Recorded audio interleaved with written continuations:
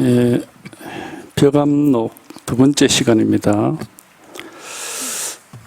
그 제1칙, 이번에는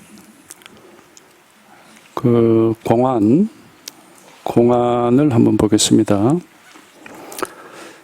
고칙공안이라고 그러죠. 고칙이라고 그럽니다.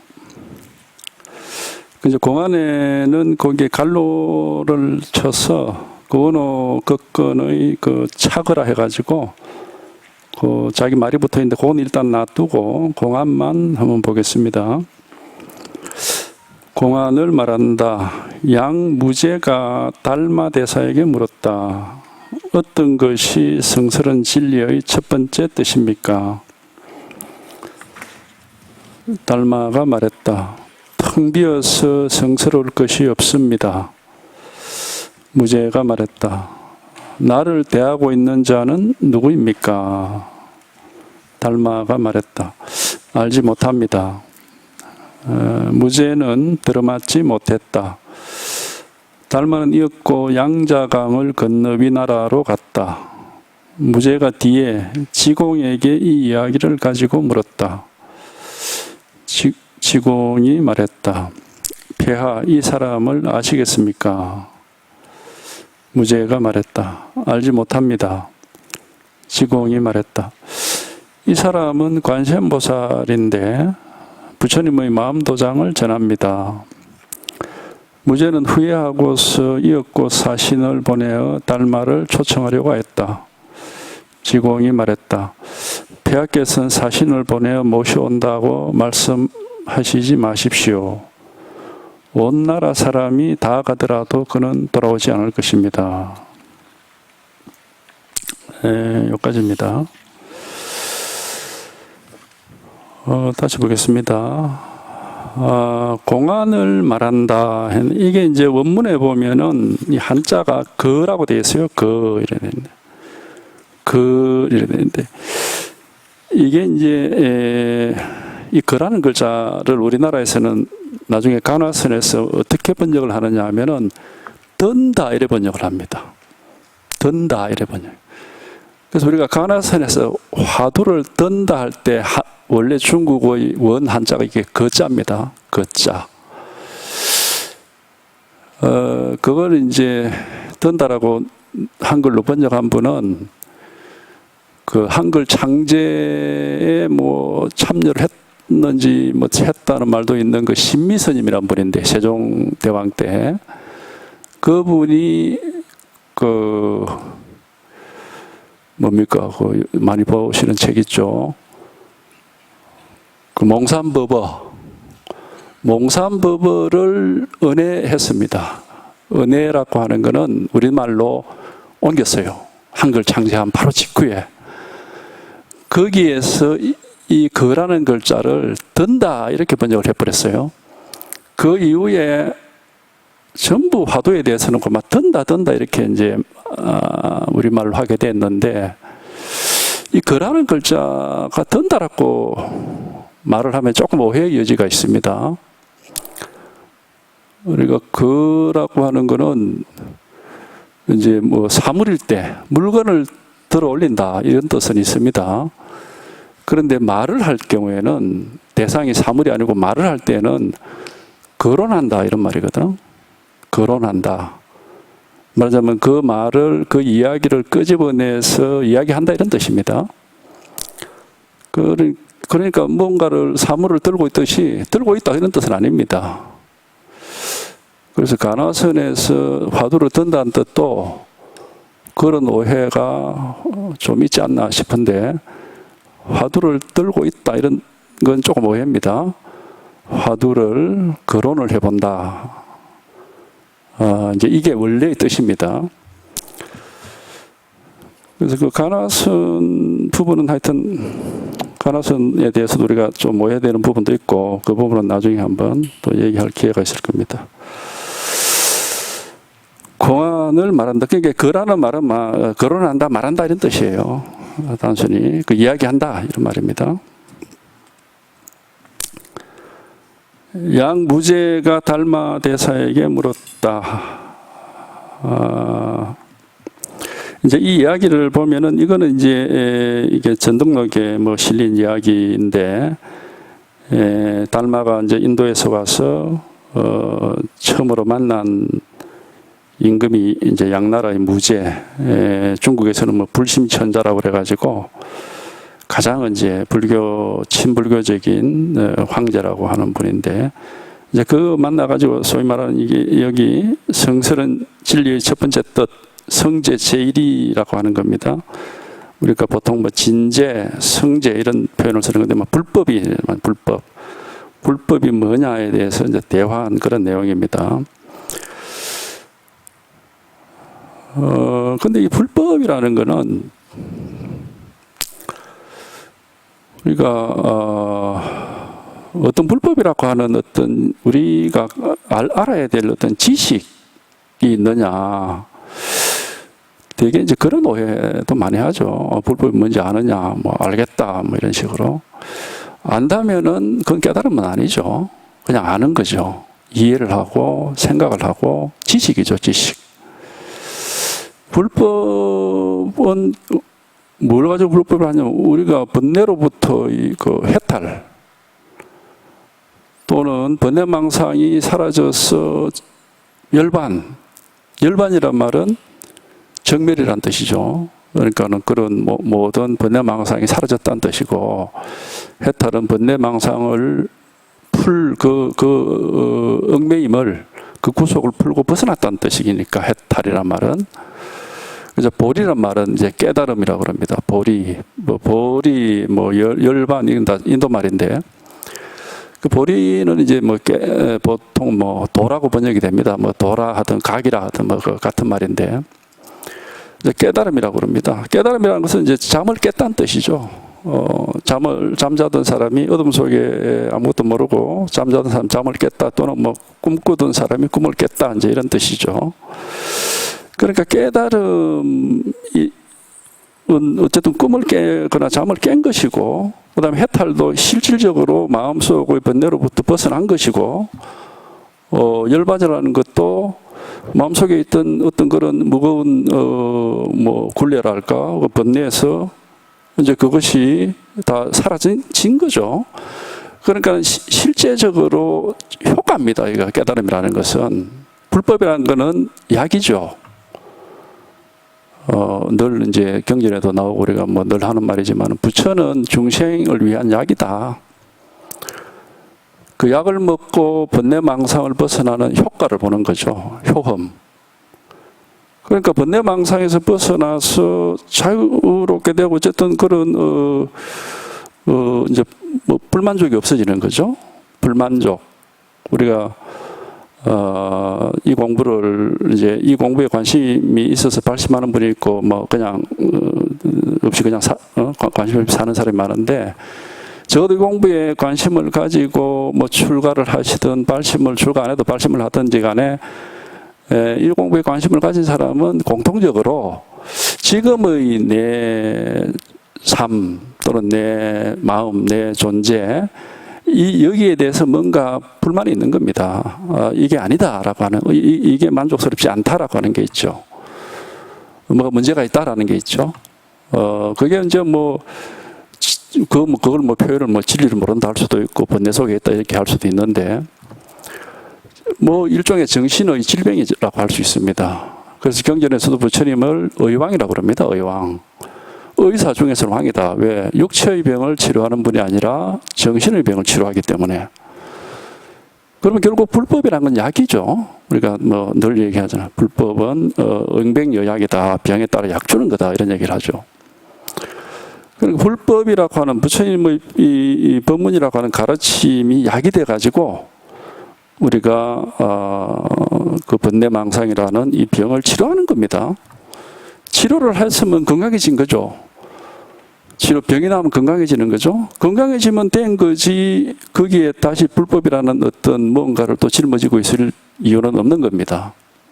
그래서 중생에게 병이 있으면 부처라는 약을 쓰지만, 중생에게 병이 없으면 부처라는 약을 쓸 이유가 없다. 그런 얘기를 항상 하는 거죠. 그렇기 때문에 이 불교 공부는 기본적으로 효과를 봐야 됩니다.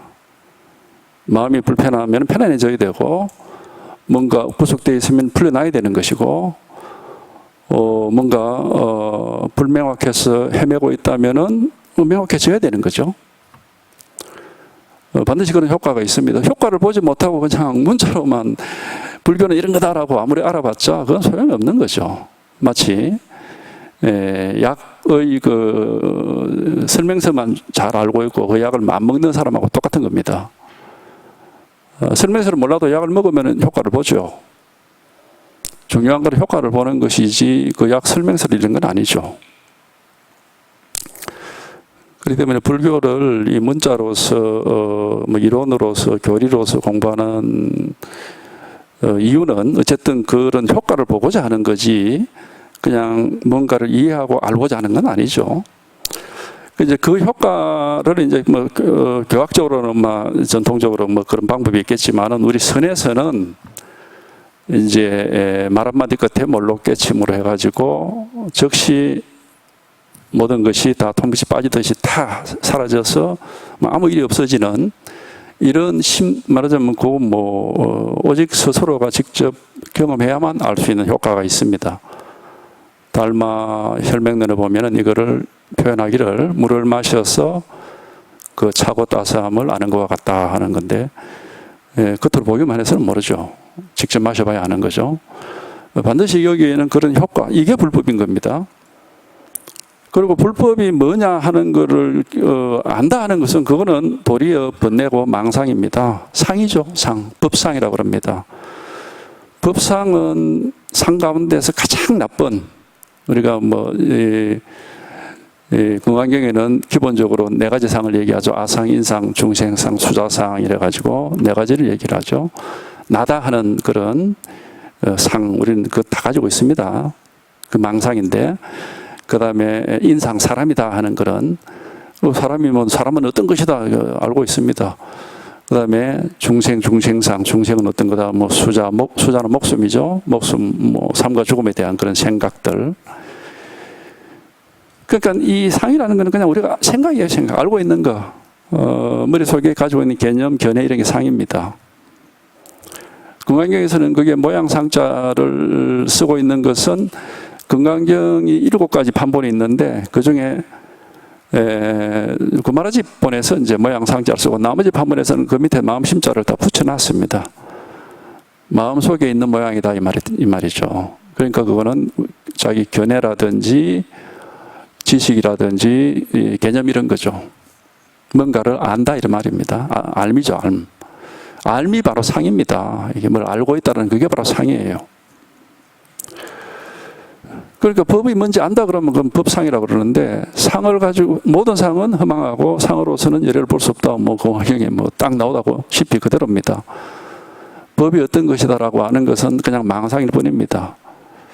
실제 체험을 하면은 어쨌든 아주 불가사의해집니다. 그냥 마음이 편해지고, 아무것도, 지금까지 안고 있던 그런 일들이 전혀 고민스럽지가 않고, 또 무슨 일이 일어나도 덤덤해요. 왜 아무렇지도 않습니다. 세상이. 그냥 삶과 죽음은 고민 안 됩니다. 일부러 자기가 끄집어내서 고민하지 않는 한은 고민 안 됩니다. 그냥 아무 일이 없죠. 아무 고민을 가지고 있지 않습니다. 그리고 이제 그게 이제 말하자면 우리가 정신적으로 옛날은 어떤 이렇게 고민을 안고 사는 것 건강한 게 아니죠. 뭔가가 불투명하고 헤매고 있고 불만족스러운 게 건강한 게 아니죠. 거기에 비하면은 우리가 한번 체험을 해보면은 그런 게 없어지니까 정신적으로 매우 건강함을 느낄 수가 있습니다.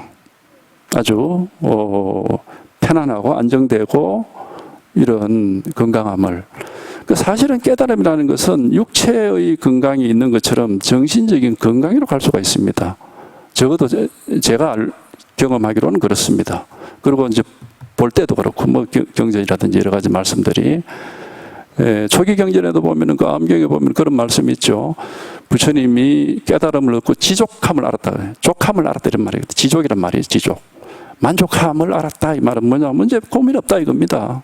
불만족 없다 이 말이거든. 그 깨달음을 그렇게 표현하고 있습니다.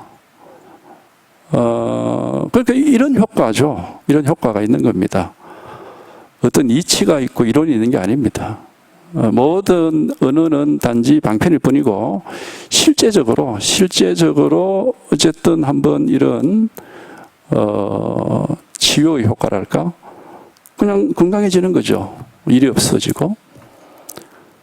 이게 없다면은 불교라는 건 그냥 하나의 이론에 불과한 거죠. 어떤 철학에 불과한 것이고, 불교가 철학이 아니라 종교인 이유는 이제 이런 효험을 보기 때문이죠.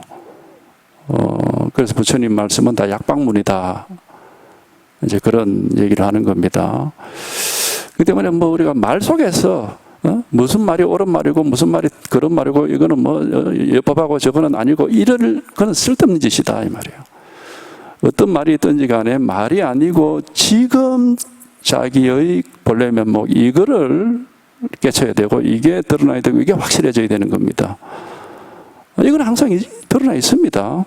드러나 있습니다. 이거는 뭐 어디 숨겨져 있는 게 아니고 뭐 없다가 생기는 게 아닙니다. 깨달음이라는 것은 자기 본성을 견성이라고 그래요. 견성. 자기 본성을 보아서 발견하는 거죠. 뭘 발명해내는 게 아닙니다. 그렇기 때문에 어떤 아주 각고의 노력을 통해서 하나씩 이루어가는 게 아닙니다. 한순간에 문득 깨치는 겁니다. 그래서 깨달음은 항상 도노죠. 발견되는 겁니다. 그 견성이라고 그러잖아요. 견성이라는 것은 뭘 본다라는 거지 만들어낸다라는 게 아닙니다. 그러니까 거기에 대한 오해가 있으면은 우리가 뭔가를 끊임없이 노력을 해서 이루어내려고 그러는 거죠. 그건 잘못된 겁니다. 그렇게 해서는 이게 해결이 되질 않습니다. 노력해서 이루는 게 아니고 우리 본성이라는 것은 본래 타고난 것이고 항상 그대로입니다. 이건 뭐 변하지 않습니다. 이거를 이제 깨닫는 거니까 이게 이제 드러나는 거고 이 속의 사람이 되는 겁니다. 망상분별하고 있다가 여기 이걸 체험을 해서 이 속의 삶을 사는 거죠. 그러니까 이거는 어쨌든 뭐 그래서 이제 유의무의란 말이 이제 이런 경우에 등장을 하는데 유의란 것은 노력해서 이루는 거죠. 만들어내는 겁니다. 유의법은 아닙니다. 공안경에도 유의법이란 건 물거품 갖고 헛되다 그런 얘기야. 무의법이거든요. 그래서 공안경에도 모든 성현들은 무의법으로 구별이 된다는 무의법을 깨달은 사람이다 이 말이죠. 할 게 없습니다. 아무것도 노력할 게 없고 뭐 할 게 없어요.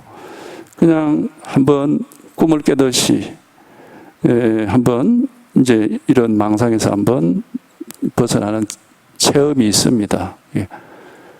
근데 우리 망상의 기본 속성이 분별이기 때문에 망상에서 벗어나도록 안내하는 길은 항상 분별을 틀어막아주는 겁니다.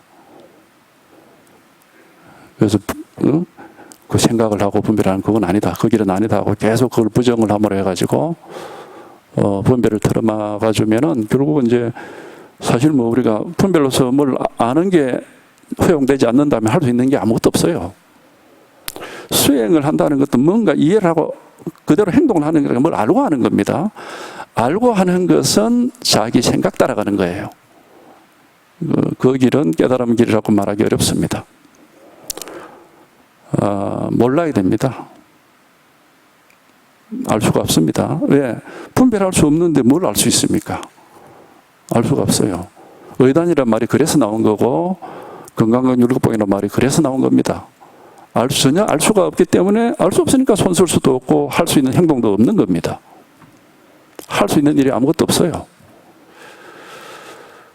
그래서 마치 정말로 이제 자기가 이러다가 내가 뭐 그냥 그대로 앉아서 그냥 무슨 뭐 시체나 식물인간처럼 어떻게도 할 수 없는 그런 상황에 빠져 좀 좌절감, 절망감이 있을 수도 있고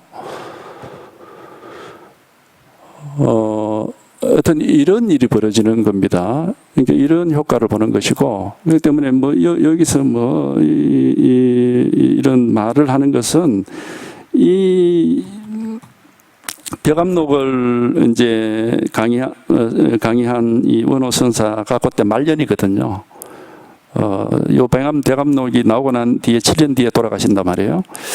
그러니까 이분은 말하자면 하나의 뭐 갖고 유희를 한 것 같아. 이분이 제가 그 원어의 제자인 그 대종고 선사의 어록을 전부 번역을 완역을 다 해가지고 이미 세상에다 이제 내놨습니다. 이게 벌써 한 10년 됐습니다. 그 한국 그 국가에서 그 지원을 해주는 그 지원금을 받아가지고 우리는 대종고 선사 어록하면 뭐 서장만 아는데 서장은 일부분입니다. 양이 굉장히 많습니다. 저는 그 서장이 너무 좋아가지고 이분 어록을 전체로 다 한번 봐야 되겠다 싶어가지고 이제 제 공부 삼아 무려 거진 뭐 5년 이상 걸려서 번역을 했는데 이 대종고 선사는 굉장히 문장이 건조체고 군소리가 없어요. 깔끔합니다. 근데 이제 이 원호 선사는 원호 스님 책은 이것보다는 인기 있는 책이 뭐냐면은 이제 원호 어록이라는 게 있고 원호 극권 선사 어록이 있고 그 다음에 아시는 분도 계실 텐데 원호 시묘라는 게 있습니다. 원호 시묘라는 책이 이제 그 내용은 주로 보면 원호 선사가 제자나 제가 제자들이나 스님들에게 그런 제자들에게 편지로 법문을 한 내용입니다. 그때는 뭐 어디 뭐 전화도 없고 자주 또 모이기도 어렵잖아요. 교통이 어려니까 편지를 많이 썼어요. 그래서 대종고 선사도 이 서장도 편지거리고 그 법어라는 것도 있는데 그또 이제 편지거리입니다. 편지처럼 직접 글을 쓰는 건데 이 원호 선사는 제가 그 원호 심려를 한 3분의 1 정도 번역을 했나 모르겠는데 그것도 이 대선사의 뭐 스승이고 아주 유명한 분이니까 한번 보자 해가지고 너무너무 말하자면은 이게 만년체 지식이 너무 많아요. 이 양반은. 그래가지고 말 한마디 하는데도 그 증거를 찾아보려면 중국 문헌을 다 찾아봐야 될 정도로 뭐 왔다 갔다 하면서 온갖 지식을 이렇게 풍부한 그런 역사적인 지식 이런 거를 쓰면서 그리고 말을 아주 중언부언 깔끔하게 하지 않고 뭐 계속 똑같은 말을 반복을 하기도 하고 그래서 제가 아이고 이거는 뭐 파이다 그런지 이해하실지 모르겠는데 나도 뭐 마음에 안 들어요. 그래서 중간에 막 때려치워 버렸는데 조금 그런 면이 있습니다. 이분의 스승이 오조법연이라는 분입니다. 그 임재종 양기파 선성인데 이제 오조법연 스님 밑에서 이분이 깨달은 일화를 제가 앞에 소개를 조금 했는데 이제 이분이 어쨌든 자기 스승의 그 가르침으로 깨쳤고 그래서 뭐 아주 훌륭한 안목을 갖추고 많은 제자들을 길러냈습니다. 오조법연 밑에 세 분이 뛰어난 분이 있었습니다. 그 중에 이분이 가장 이제 유명하게 된 것은 제자인 대종고 때문인데, 하여튼 뭐 이렇게 하나의 뭐 언어를 가지고 노는 그런 능력이 뛰어난 분이에요. 그러니까 이게 전부 이제 언어 유희를 하고 있는 건데 우리가 이런 걸 따라갈 필요는 없습니다. 없고. 뭐 양무제각하고 말이 나오면은 무제가 뭐 왜 이렇게 할 게 아니고 지금 양이라 하든 무제라 하든 이 말의 실체, 이 말의 출처가 어디냐, 뭐 이런 식으로 자기 살림살이를 항상 돌아오셔야 그래야 언젠가는 자기 살림살이 자기 면목이 드러나지 말만 따라가가지고는 이게 소용이 없습니다. 그런 말 있죠. 한나라 강아지는 흙덩이를 쫓아가는데 사자는 되돌아서서 사람을 물어버린다고. 이제 항상 우리가 선을 공부하는 사람은 그런 그런 자세는 됐어야 됩니다. 흙덩이라는 게 딴 게 아니 말이에요, 말. 말을 하면은 한나라 강아지와 사자의 차이죠. 강아지는 흙덩이를 던지면 흙덩이를 이제 그냥 던지는 게 아니고 종이로 포장을 해 던집니다. 그 얘기가 그렇게 돼 있어요. 그 스토리, 그 이야기 자체가. 종이로 포장을 해서 휙 던지니까 그 안에 뭐가 고기 덩어리라도 먹을 만한 게 있는 거 싶어서 쫓아가서 콱 물었는데 물어보면은 알아. 이거 아무것도 이 흙이구나 하고. 그러면 이제 오는데 또 던지면 또 따라가고. 맨날 그런 짓만 반복을 한다. 근데 사자는 사자 앞에서 흙덩이를 그런 식으로 던지면은 그걸 보지도 안 하고 번쩍만 차고 획 돌아서 던지는 사람을 물어버린다 이렇게 하거든요. 이제 공부하는 사람의 기본 자세입니다. 이거는 문자나 말을 따라가면 안 되고, 지금 이런 말이나 문자가 말이 아니고 문자가 아니고, 이제 우리가 이걸 마음이라든 법이라든 자기 본래 면목이라든 이게 드러나 있는 거고 이겁니다. 이거 하나입니다. 자꾸 이제 여기에 관심이 있어야 되죠. 여기에.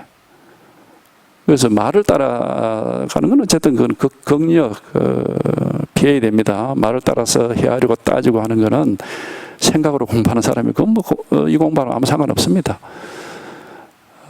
반드시 자기의 면목, 자기의 살림살이 이놈을 확인을 해야 문제가 말하자면 자기가 안고 있는 문제가 해결이 되고 끝이 나는 겁니다. 이제 이걸 일반적으로 선에서는 마음이라고 그래요. 그래서 마음이 곧 부처다 이런 얘기를 합니다. 마음이 바로 부처니까, 자기 마음이 부처니까 그 마음만 깨달으면 성불인 거다 이 말이에요. 딴 거는 볼 게 없다 이 말입니다. 근데 마음이라는 것은 어디 머릿속에 관념적으로 있는 게 아니고, 몸이 관념적인 게 아니고 실제 하듯이 마음은 몸보다도 더 근본입니다. 왜? 마음이 있으니까 몸도 우리가 쓰는 거죠. 몸은 그냥 한 개 도구죠. 그러니까 마음은 몸보다도 더 근본적인 거고 더 근원적인 거고, 몸은 생멸법으로서 몸은 생도병사를 겪지만 마음은 생멸법이 아닙니다. 말 그대로 불생불멸, 우리 반성에서 불생불멸하는 건 이 마음을 가리키는 거거든요. 그러니까 이 불생불멸하고 부정불감, 불구부정 어떻게 해도 되지 않는 요 놈이, 이게 한번 이제 우리가 여기에 기합을 해야 되고 요게 이렇게 이제 드러나야 되는 겁니다. 이게 실현이 돼야 되고 깨달아야 되고 이게 분명해져야 되는 거죠. 아르마리가 아닙니다. 이렇게 말을 하니까 마음이란 뭘 아는구나 이렇게 오해를 하실지 모르겠는데 아는 게 아닙니다. 말이라는 것은 방편입니다. 아는 거 없습니다. 실제 경험하면은 머릿속에 아무것도 없습니다. 아는 게 있는 게 아니고 온 천지가 이 하나로서 이렇게 딱 드러나 버리기 때문에 알 필요도 없습니다.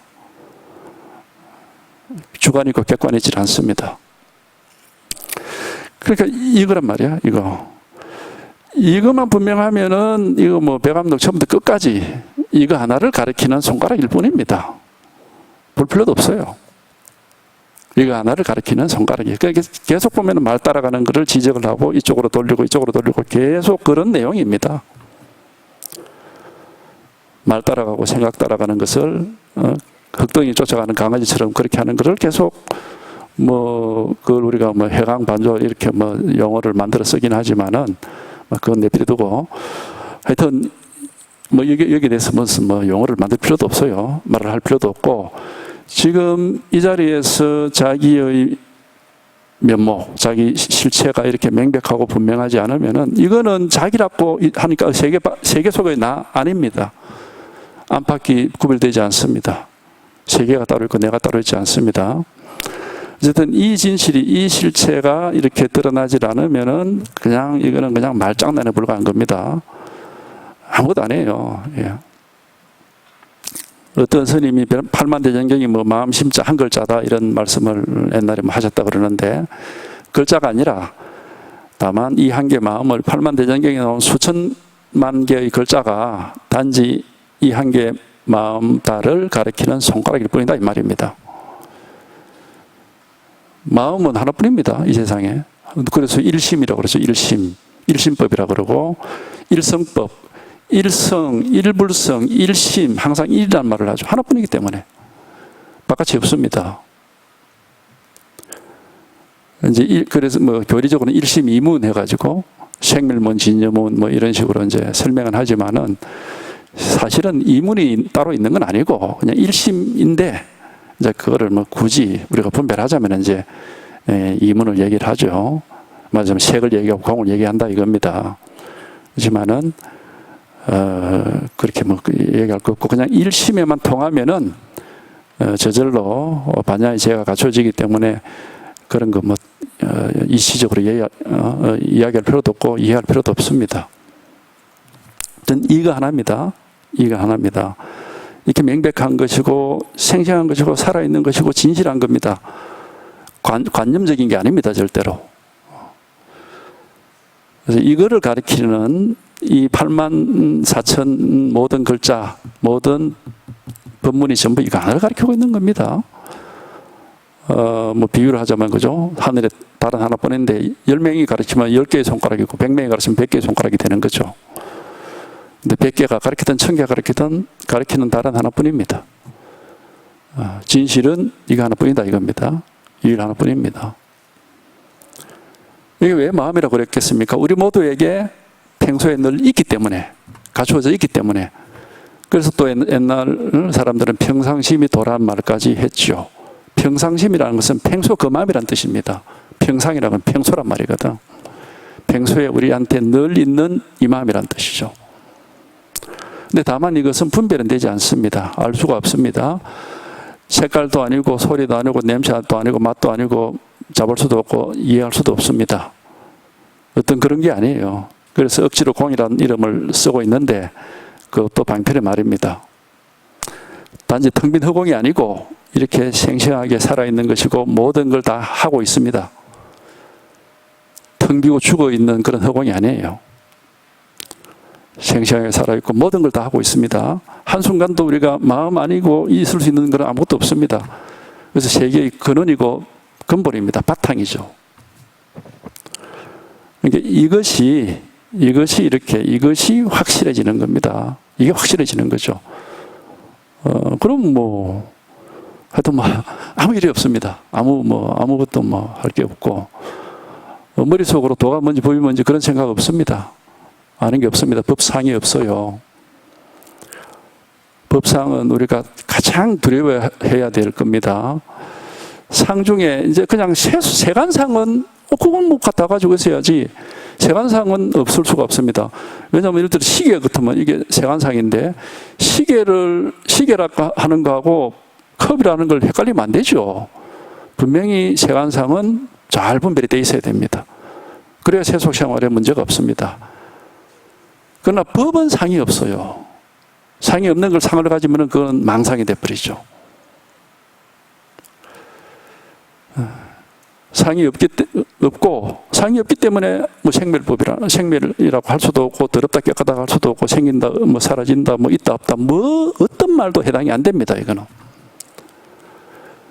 해당이 되면은 그건 상이 되고 분별이 되겠죠. 그래서 법화경에 보면은 세간상은 세간상으로서 늘 그대로 변함이 없고 법은 법으로서 변함이 없다 그런 얘기를 하고 있는데 그 세간상과 법을 헷갈리면 안 됩니다. 이게 혼동이 되면은 완전히 공부가 망가져 버립니다. 엉터리가 돼 버려요. 법은 법으로서 언제나 말하자면 법상과 세간상이라는 걸 이제 기실론식으로 얘기하면 진전문과 생멸문인데 생멸문으로서 항상 변함이 없고 진전문은 진전문으로서 늘 변함이 없는 겁니다. 그런데 이게 일심이에요. 하나예요, 하나. 둘이 아니고. 그러면 어떤 것이 법과 세간상을 혼동한 것이냐? 법을 깨달으면 법의 힘을 가지고 세간을 내가 변화시켜 보겠다. 이런 망상입니다. 그게 법과 세간이 따로 있다고 착각을 해서 그런 겁니다. 그거는. 따로 있지 않습니다. 일심이에요, 일심. 진여문과 생멸문이 따로 있다고 착각을 해가지고 생멸문을 진여문으로 만들겠다, 색을 공으로 만들겠다는 사람하고 똑같은 사람입니다. 색과 공이 따로 있지 않습니다. 분명히 반성이 나오죠. 색이 바로 공이라고. 공을 가지고 색을 공으로 만드는 게 아닙니다. 그걸 혼동하면은 완전히 불법이 엉터리가 돼버려요, 이게. 이제 그런 거는 지식이라기보다는 지혜라고 할 수가 있는데, 그건 하여튼 자기가 공부를 하다가 그런 지혜도 갖추어져야 됩니다. 법과 세간상으로 그 법의 힘을 가지고 세상 생활을 어떻게 바꾼다 이런 착각입니다. 그게 바로 착각이고 망상입니다. 그거는 법과 세간이 따로 있다고 착각하기 때문에 그런 겁니다. 따로 있지 않습니다. 색이 바로 공이고 공이 바로 색이라는 말은 그게 둘이 절대로 전혀 구별이 되지 않습니다. 따로 있지 않습니다. 단지 일심입니다. 한 개 마음이고 그걸 이제 방편으로 두 개로 나누어 얘기할 뿐입니다. 물론 그렇게 얘기할 만한 이유는 있습니다. 우리가 하도 분별에 시달리고 거기에 이렇게 사로잡혀 있으니까 분별에서 한번 벗어나보라 하는 그런 이제 방편으로 그런 얘기를 할 수가 있죠. 그렇기 때문에 우리가 생멸적, 생사적 열반 이런 말 하죠. 생사라고 하는 것은 세간의 모습이죠. 태어나고 늙고 병들고 죽고 하는 거. 근데 바로 그게 열반입니다. 생사를 벗어나서 열반이 따로 있는 게 아닙니다. 반드시 여기에 개합을 해봐야. 그래서 법은 법으로서 영원하고 세간의 모습은 세간의 모습으로 영원하지만 이거는 하나의 일불성이다. 그게 이제 법화경에서 얘기하는 거죠. 가르침이 명확하게 나와 있어요. 그러니까 이거는 자기가 어쨌든 한번 이렇게 체험을 해봐야 이제 그런 지혜가 생기는 겁니다. 어떤 이 말 따라가지 마시고 지금 양부제가 뭐 달마 대사에게 물었다 그러면 그 얘기를 따라서 무슨 소리하고 이렇게 생각을 하지 마시고 양이라든 무제라 그러든 뭐 달마라 그러든 달마는 어디 있습니까? 만약에 달마를 모습으로 우리가 분별하고 양무제를 모습으로 분별하면 그건 세간만 보고 있는 겁니다. 법을 보지 않는 겁니다. 법은 분별되지 않습니다. 분별만 따라가면 세간만 쳐다보고 있는 거예요. 생멸문만 쳐다보니까 진념은 우리가 알 수가 없습니다. 색수상 행식만 쳐다보고 있으니까 공을 깨달을 수가 없죠. 그러니까 이름을 따라가고 말을 따라가지 마시고 지금 양무제하는 게 바로 이겁니다. 이름도 없고 모양도 없고 냄새도 없고 맛도 없고 느낌도 없는 겁니다. 바로 이겁니다. 양무제가 바로 이겁니다. 물론 이거는 생각이 아니고 한번 체험을 해보셔야 됩니다. 이게 바로 색적시공이라고 그러는 겁니다. 양무제 분별이 되죠. 거의 세 개예요. 그러나 바로 이겁니다. 분별이 안 되는 겁니다. 이게 불이법인 겁니다. 분별되는 것이 곧 분별이 없는 겁니다. 얘기를 하자면 이렇게 되는 거예요. 근데 이제 뭐 이런 말로서만 이해할 수는 없고 이거를 자기가 확인을 해봐야 양무제가 달마대사에게 물어도 당연히 물을 수 있고 만나고 다 하죠. 세간의 일들은 다 그대로 벌어지고 있습니다. 근데 양무제도 없고 달마도 없고 만나는 것도 없고 아무것도 없어요. 세속 일들은 그대로 다 일어나고 있습니다. 근데 아무 일이 없습니다. 아무것도 없고. 이게 바로 조견 오온 개공이라고 하는 겁니다. 오온은 그대로 우리한테 분별이 되죠. 색은 육체, 수, 느낌, 상, 생각, 행, 욕망이나 뭐 의지 같은 거, 식은 의식이든 다 우리가 알 수 있어. 분별이 돼. 근데 다 공이란 말이에요. 공은 분별 안 됩니다. 이름만 공이지. 분별이 안 되고 알 수가 없어요. 오온이 바로 공입니다. 오온을 버리고 공을 넣는 게 아닙니다. 그래서 불이법이라고 하는 거예요.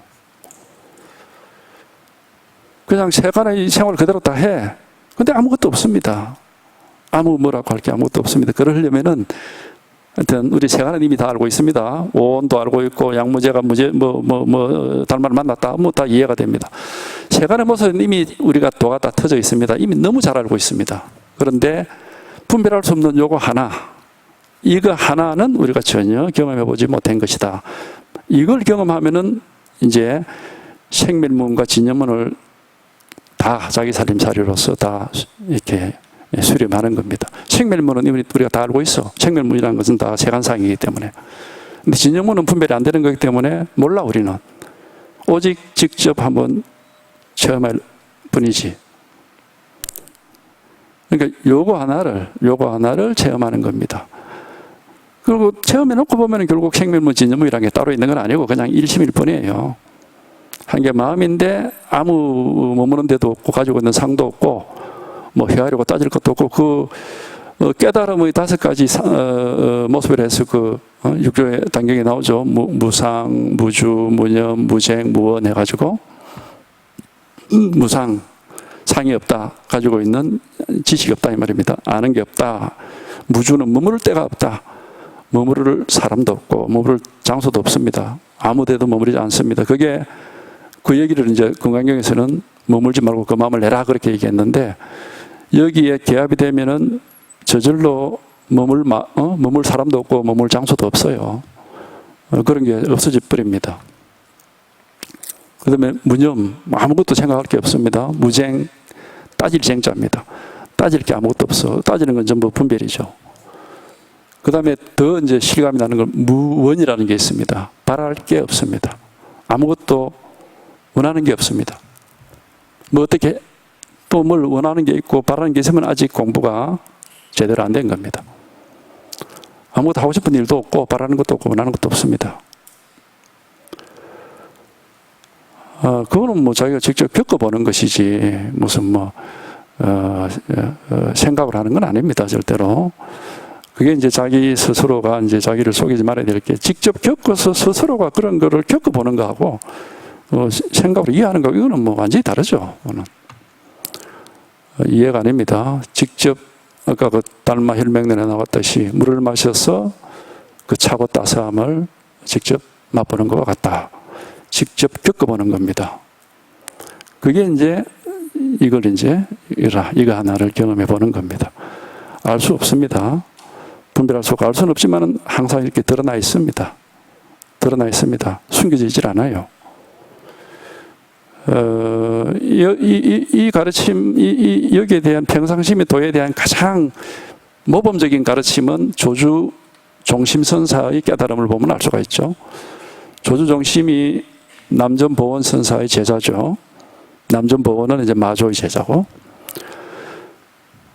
그 조주 종심이 조주가 이제 남전한테 아직 이걸 깨닫지 못해서 이런 질문을 하죠. 도가 뭡니까? 남전 선사가 평상심이 도다 이렇게 했단 말이죠. 평소 이 마음이 도다 이 말입니다. 이게 조주가 머리가 좋은 사람이에요. 향해서 갈 수 있습니까? 그 평상심이라는 걸 내가 딱 그 목표로 삼을 수 있습니까? 이런 뜻입니다. 향할 수 있습니까? 이렇게 딱 질문을 해요. 그래 되면은 그게 대상이 되겠죠. 내가 평상심을 대상으로 삼아서 그걸 알 수 있느냐 이런 뜻이겠죠. 평상심이 도다 하는 말을 듣고 조주의 질문이 그를 향할 수 있습니까? 이렇게 질문해요. 그러니까 남전선사가 향한다고 하면 이미 걸렸다. 이미 어긋났다. 이렇게 얘기를 해버린다. 향하면 이미 어긋난 거다. 그거는. 그러니까 이제 조주가 다시 묻죠. 그렇다면은 어떻게 알 수 있습니까? 그게 도인 줄. 이게 이제 조주의 아주 결정적인 질문이에요. 아니, 그걸, 저게 더, 이렇게, 그걸 향해서, 그거를 목표로 삼아서 그걸 알 수 있어야 되는데, 그게 안 된다면 도대체 이게 도인지 어떻게 합니까? 그러니까 남전선사가 이제 마지막으로 한마디 하는 겁니다. 도는 안다, 모른다 하고는 아무 상관없는 것이다. 진실로 통하게 되면은 허공처럼 팍 트여가지고 걸림이 없을 뿐이다. 딱 그 얘기 한마디 하죠. 거기서 조조가 깨달았습니다. 유명한 조주고불이라면 그렇게 깨달은 거예요. 그 가르침 속에 바로 이제 다 들어있죠. 이 마음이 바로 도다 해놓고는 이거는 알 수가 없어. 얘기 다 하고 있지 않습니까? 향할 수가 없다라는 것은 그걸 목표로 삼을 수가 없다는 겁니다. 알 수 없다라는 거예요. 이건 안다 모른다 이 문제는 아니다 이겁니다. 이거는. 이렇게 명백한데 명백히 드러나 있습니다. 명백한 겁니다. 마음이 어디에 숨어 있는 게 아니에요. 활동을 항상 온갖 모든 일을 여기서 다 하고 있기 때문에 드러나 있지만 드러나 있습니다. 이렇게. 그러나 우리가 이게 마음인가 이렇게 할 수는 없다 이겁니다. 왜냐하면 그래 되면 마음이 두 개가 되겠죠. 주관의 마음하고 객관의 마음이 둘로 쪼개져 버리겠죠. 그거는 망상입니다. 분열이죠. 세 속에서 말하는 정신 분열 비슷한 거지 그거는. 이 세상에 내 마음속에 또 내가 따로 있는 것 같다 이런 그런 분열증입니다. 정상이 아니에요. 마음은 하나밖에 없습니다. 그래서 마음을 허공에다가 비유하는 것도 허공이 어디 둘 셋이 있습니까? 허공은 테두리가 없어요. 그러니까 두 개가 있을 수가 없습니다. 그래서 일심이라고 하고 일불성이라고 그러고 항상 이법이 아니다. 그렇게 둘이 없다 이 말입니다. 그렇기 때문에 알 수는 없습니다. 그러나 마음이단 말이야. 이렇게 드러나 있어 항상 드러나 있다고. 알 수는 없어. 이걸 이제 이걸 모르고 자기가 내가 내 마음 알았다 해서 마치 어떤 무슨 느낌이나 기분이나 감정이나 이런 거를 알고 보고서 내 마음 내가 알았어 이렇게 착각을 한다면 이제 그건 착각이죠. 이거는 그런 게 아닙니다. 어떤 느낌이나 무슨 기분이나 감정 그런 건 우리가 알 수 있잖아요. 그런 게 아닙니다. 알 수 있는 게 아니에요. 흔적조차도 없습니다. 흔적조차도 없습니다. 이 마음이지 뭔지. 그러나 이렇게 명백한 겁니다. 이거를 이렇게 확인하면 이거 뭐 그래서 이제 깨어 있다는 말을 표현을 쓰는 건데 생생하게 깨어 있고 임재는 뭐라 했습니까? 활발발하다 그랬거든. 그 활발발이란 말은 물고기가 물 위로 펄떡펄떡 뛰어오른다 이런 뜻이에요. 그게 한자가 그런 뜻인데 요즘 여름에 강가에 가보면은 볼 수가 있습니다. 그런 거를. 물고기란 놈이 물 위로 팍 뛰어오르고 물에 탁 떨어지고 또 팍 뛰어오르고 탁 떨어지고 그런 걸 볼 수가 있습니다. 그 뭐 왜 그렇게 하느냐 하는 거는 여러 가지 썰이 있는데 아마 그 기생충을 그 지느러미에 붙어있는 기생충을 떼내기 위해서 그게 뭐 제일 유력한 썰 같아요. 어쨌든 간에 굉장히 이렇게 활기차게 뛰고 이렇게 한다고. 그러니까 이 마음이라는 것은 이제 그렇게 죽어 있는 게 아닙니다. 이게. 그러나 이제 있다 없다 이렇게 분별할 수도 없고 어떤 게 마음이다 하고 마음이란 물건을 우리는 그렇게는 할 수가 없습니다. 전혀 분별할 수는 없습니다. 느낄 수도 없고 그러니까 보고 듣고 느끼고 알 수가 없습니다. 이거는 어떤 기분이나 감정이나 뭐 그런 거 아닙니다. 눈에 보고 귀로 들리고 그런 것도 아니고 그냥 이렇게 명백한 겁니다. 이거는 하여튼 여기에 이제 통용하게 되면 막 저절로 모든 우리가 분별해서 벗어나서 그 풀려나는 이 해탈이란 말이 그죠? 풀해 벗어날 탈자거든. 그동안 묶여있던 것으로부터 풀려나는 그런 그래서 아주 가벼워지고 아주 홀가분하고 상쾌하고 자유롭고 이런 이제 느낌을 받습니다. 그런 느낌을 가지고 그리고 뭐 아무것도 없네 하는 그러니까 나라고 하는 그런 아상조차도 사실은 없습니다. 그것도 나다 하는 그런 좀 말은 할 수 있지 분별을 해서는 이게 뭐 내 몸이다 이렇게 얘기를 하지만은 실제 마음속에서는 나다 하는 그런 상이 없습니다. 어떤 상도 없죠. 그래서 무상이라고 그러는 거죠. 근데 어떤 상도 없으면은 사실은 마음이라고 이름 붙일 것조차도 없죠. 마음속에 아무런 모양이 없는데 마음이라고 그러니까 무심이란 말도 이제 그래서 하는 겁니다. 무심이 돌아 이런 말을 하거든요. 무심이 돌아하는 것은 뭐 마음이라고 할 것조차도 뭐 모르겠어. 근데 하여튼 뭐 아무 걸림이 없고 아무 문제가 없어. 모든 게 명백하고 우리가 이 세간에서는 이게 마음이라는 게 뭐 너무너무 복잡하고 온갖 그 마술을 부리고 요술을 부려서 우리가 마음에 굉장히 시달리고 자기 마음을 자기가 알 수도 없고 뭐 겁을 내고 이렇게 하죠. 내 마음이 어떤 요술을 부리지도 모르겠고. 근데 이제 요게 딱 기합이 돼서 이게 분명하게 밝아지면은 그 마음이라는 건 아주 단순합니다. 아주 단순해서 뭐 그냥 아주 명백하죠. 아무런 요소를 부리지 않습니다. 그래서 이제 이거를 건강경에서는 마음을 항복시킨다 이런 표현을 쓰죠. 마음을 항복시킨다. 마음이고 저절로 조복이 돼가지고 아무 문제를 일으키지 않는다 이 말입니다. 아무런 문제를 일으키지 않게 됩니다. 근데 이제 그 마음을 항복시킨다 하는 것도 이제 그 건강경에 사실 건강경은 이제 우리가 뭐 가장 많이 보는 경전인데 그 제3분에 보면은 그 질문을 하죠. 수보리가 위 없는 바르고 평등한 깨달음 무상정등각을 이제 번역을 안 하고 아누따라 삼약 삼불이 이렇게 적어놨는데 번역하면 그런 거거든요. 최고의 깨달음을 얻으려면은 이 마음을 어떻게 항복시켜야 하고 이 마음을 어떻게 머물러야 됩니까? 이 질문입니다. 그 두 가지가 건강경의 주제죠. 그 질문에 대한 답변인 겁니다. 건강경은. 근데 이제 그 마음을 어떻게 항복시키느냐에 대한 답변은 어떻게 되어 있습니까? 온갖 중생들, 헤아릴 수 없이 많은 온갖 중생들을 남김없이 싹 멸도한다고 돼 있어요. 멸도, 없애버린다 이 말입니다. 싹 멸도시키는데, 그런데 없어진, 멸도된 중생이 하나도 없다. 그게 이제 부처님의 답이죠. 예. 그러니까 그 말을 보면은 우선 우리가 딱 알 수 있는 게, 내 옆에 있는 내가 중생이라고 알고 있는 그냥 사람을 없애라는 말은 아니구나. 그죠? 뭐, 중생 멸도시키라는 것은 사람 죽이란 말은 아니잖아요. 그리고 헤아릴 수 없이 많은 중생을 우리가 다 죽일 수도 없는 것이고, 경계를 말하고 있는 게 아니죠. 경계를 말하고 있는 게 아닙니다. 그럼 그 헤아릴 수 없이 많은 중생은 어디에 있는 겁니까? 우리 각자 자기 마음 속에 있는 분별 망상이에요. 그거 없애라는 거죠.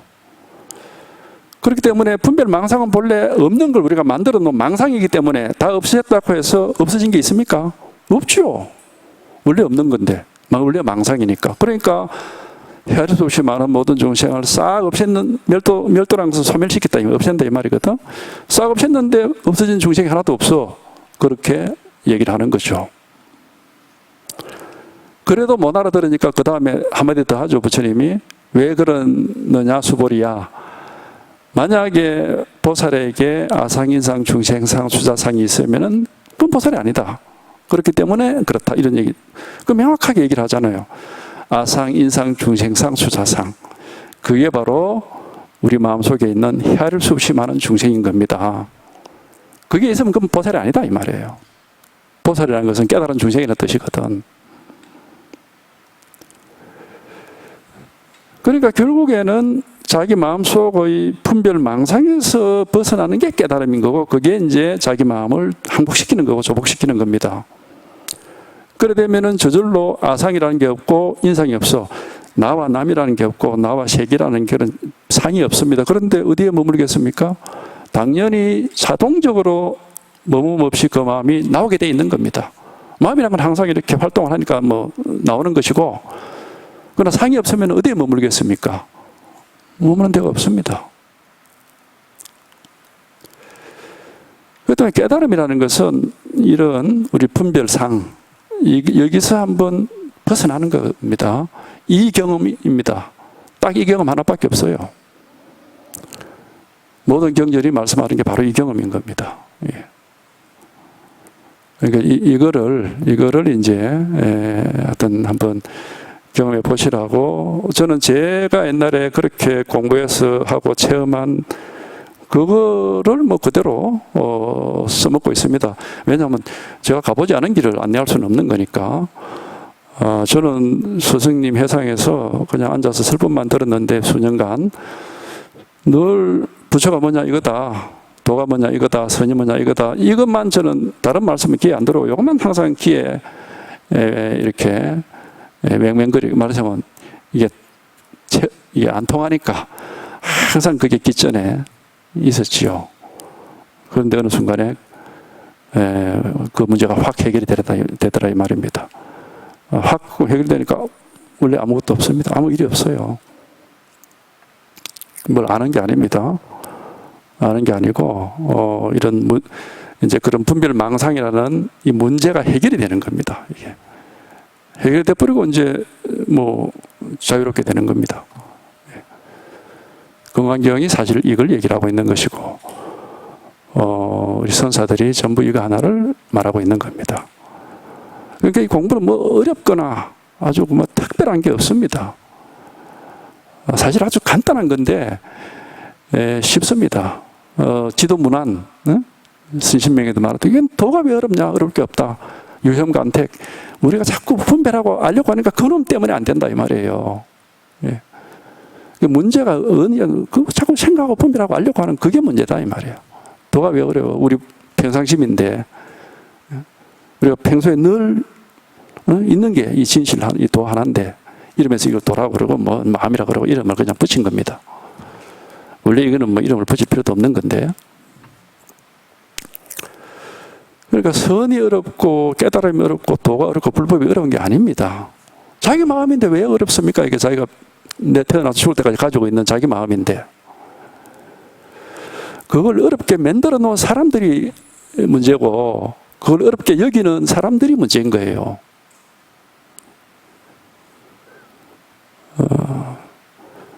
그러니까 어려울 거는 없습니다.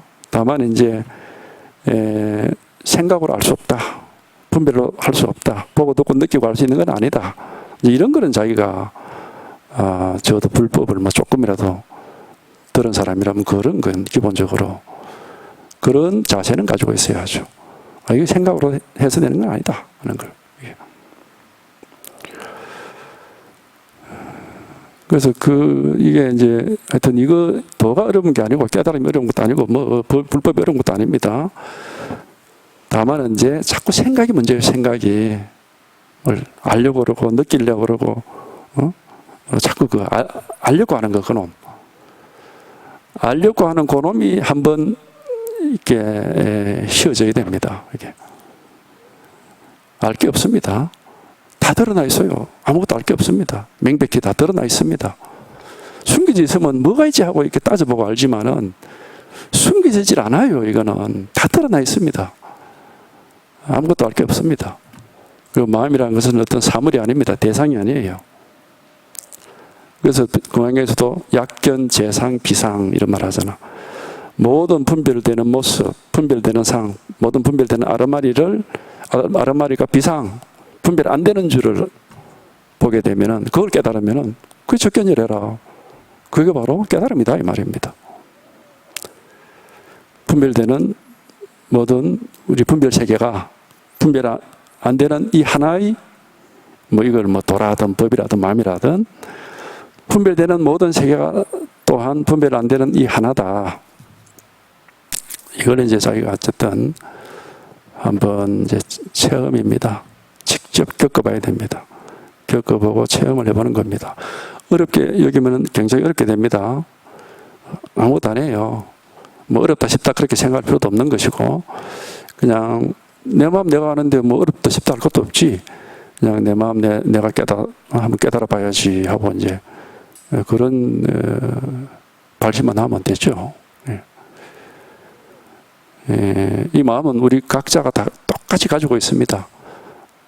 적어도 정상적인 사람이라면 다 똑같습니다. 식물인간 뭐 그런 거는 그 사람은 뭐 어떻게 할 수가 없지만은 정상적으로 우리가 이렇게 활동하는 사람은 다 똑같이 다 갖추고 있습니다. 그래서 본래 깨달아 있단 말도 하는 거예요. 본각이다 이런 말 하잖아요. 다 갖추고 있어 다. 근데 스스로가 자꾸 찾고 분별하고 헤아리고 거기서 막 이렇게 어긋나 버리는 겁니다. 이겁니다. 이거 하나입니다. 명백한 겁니다 이거는.